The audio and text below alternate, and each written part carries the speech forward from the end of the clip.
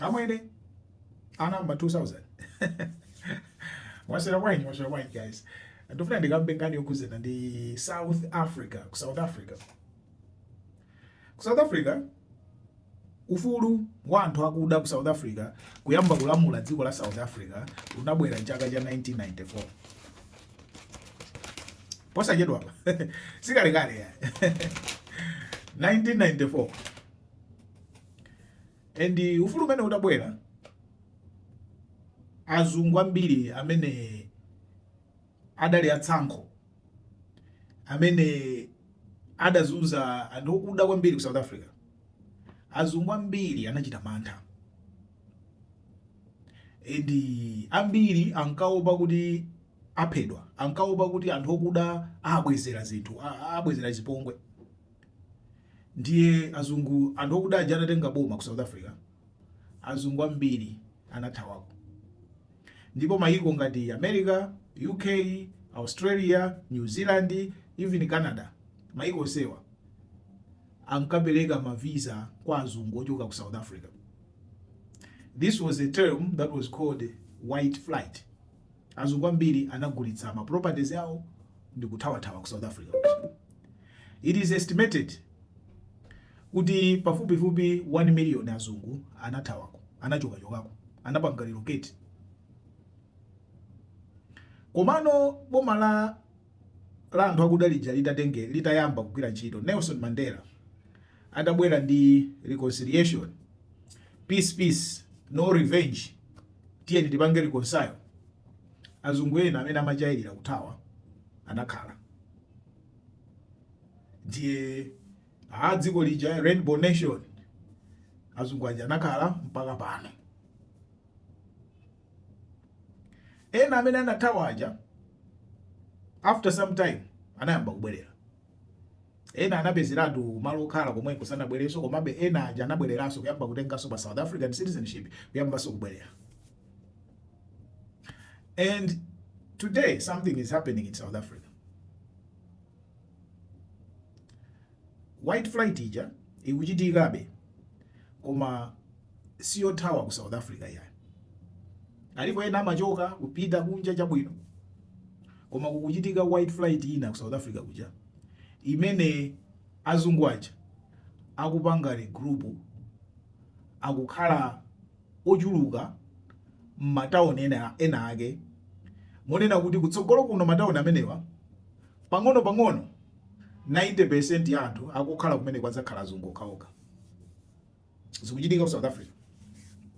Zikuchitika pang'ono makamaka mukapita ku Western Cape kumene kuli matauni ambiri, pa townships ambiri, kuli ma province ambiri, not ma province ambiri, province ndi Western Cape yo, komano kuli ma townships ambiri, ma municipalities ambiri, the correct word, ma municipalities.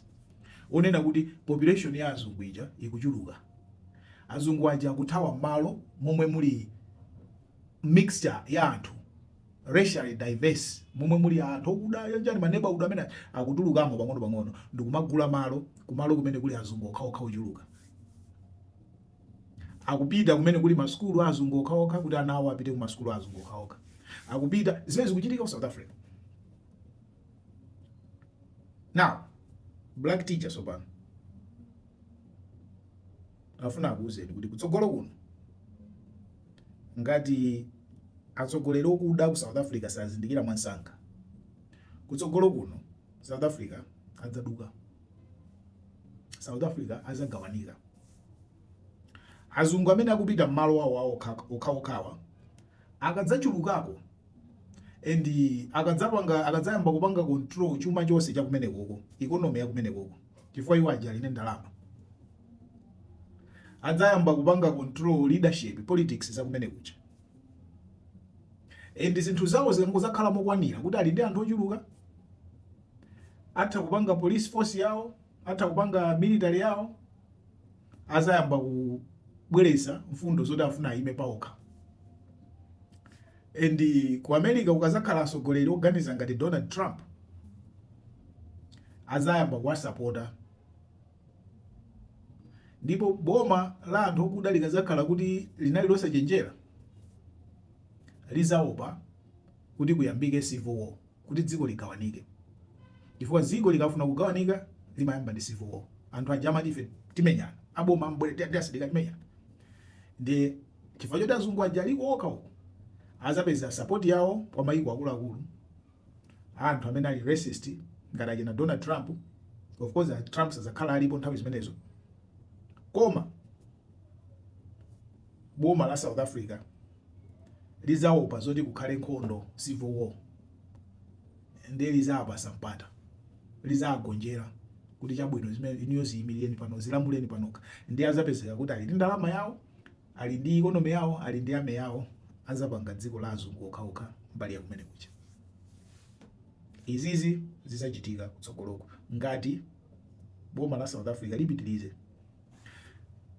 Zingapangidwe prevent bwanji? Zingapangidwe prevent atakhala kuti atsogoleri a dziko la South Africa akuda azindikira zimene ndikulankhula, zimene ndikuzionera. Ndiye apange malamulo, apangiretu malamulo okaniza zinthu zina ndi zina. Ownership ya land ukhale land reform. Land should belong to the state, not kwa anthu. Adzalimbana nayo, komano land should belong to the state, osati kwa anthu. Ayambe kupanga malamulo ngati amenewo. Number 2, apange resettle black people. Deliberately, akhale ndi ma housing policies abwino, osonyeza othandiza ma black families, ma indigenous South Africans, kuti azikhala ndi nyumba ndi malo, azipasidwa nyumba ndi malo kumadera kumene kucha. Chifukwa kumadera kumene akupita azungu kucha ndi kwa anthu andalama okhaokha. Ndiye chifukwa ndi malo aja nga private, aine ake kugulitsa aja amatha kupanga policy yonena kuti ife nyumba zimene amanga kuno tizikugulitsa azungu okhaokha. Kapena amadzika pa mtengo onena kuti anthu okuda ngochepa amene angakwanise. Koma when the government has a policy yomanga nyumba kupereka kwa anthu, kuzapezeka kuti kumadera kose kuja distribution ya anthu okudawa idzakhala paliponse. Abale anga amene muli ku South Africa, inuyo ndi amalawi azanga ndi alendo kumeneko, zimene ndikukambazi mwina mmaziona, mmaona kuti think akulu aonena zoona, tikuzionadi kusiyanisa kukuchitika. Zimene zikubwera. Zomwambia.